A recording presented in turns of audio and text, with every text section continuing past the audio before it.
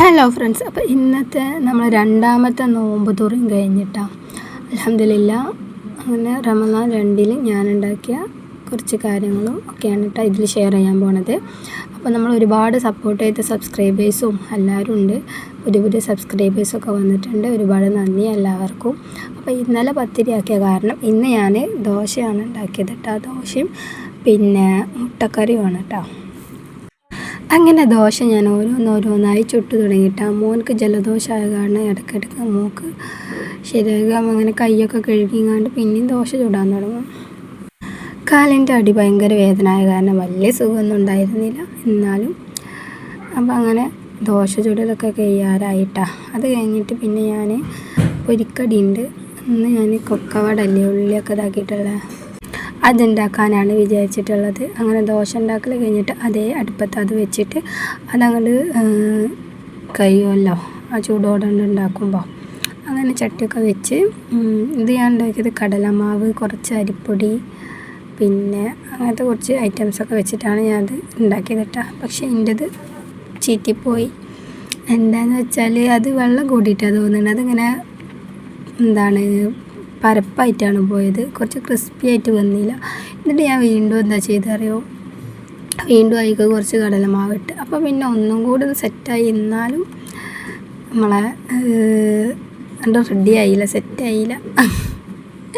എന്നാലും അത് തിന്ന് കഴിഞ്ഞിട്ടാണ്. പിന്നെ അതാ ഉണ്ടാക്കാനുള്ള റെസിപ്പിയാണ് ഞാൻ കാണിക്കുന്നത്. അരിപ്പൊടി, മഞ്ഞൾപ്പൊടി, മുളക് പൊടി, പിന്നെ വേപ്പിൻ്റെ ഇല, മല്ലിച്ചപ്പ്, ഉപ്പ് ഒക്കെ പാടിയിട്ടിട്ട് കുറച്ച് വെള്ളം ഒഴിച്ചിട്ട് നല്ലോണം ഇട്ട് മിക്സാക്കട്ടോ.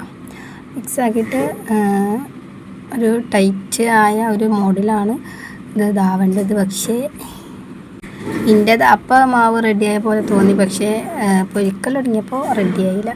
പിന്നെ അതാ അത്താഴത്തിന് വേണ്ടിയിട്ടുള്ള ചോറാണ് ഉണ്ടാക്കാൻ പോകുന്നത്. ഇത് ചെറിയൊരു കുടിക്കാൻ അതിലുണ്ടാക്കിയാൽ തന്നെ ബാക്കിയാണ്.